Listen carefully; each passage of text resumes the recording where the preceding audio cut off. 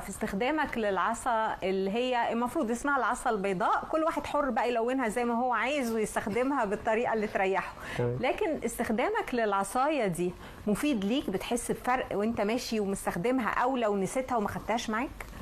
هو العصايه هي وسيله تمام احنا بنستخدمها، بس هي مش الاساسي، يعني مش حاجه اساسيه اللي هو مثلا لو هي مش موجوده فانا مش هقدر اتعامل. لا، هي طبعا فيها اعتماد كبير قوي عليها. أيوة. وبتساعدنا في حاجات كتير.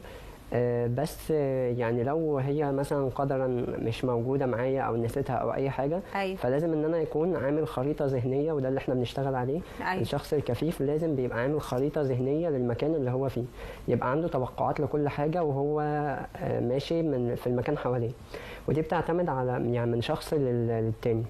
بيبقى حذر شويه، يعني مش مندفع في اثناء مشي. هو طبيعي ان ما ينفعش اساسا حد يندفع سواء كفيف او غير كفيف. لان ممكن يبقى حد خارج قدامه من مكان فيحصل اصطدام.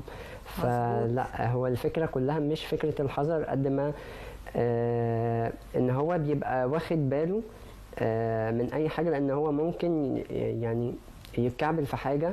مزبوط. او يخبط في حاجه مثلا ممكن يكون نصلها حاد مثلا فيحصل له جرح او حاجه. طب ممكن توريني هي بتستعمل ازاي وانت قاعد كده؟ بس افتحها لنا كده وورينا. العصايه. ايوه. مبدئيا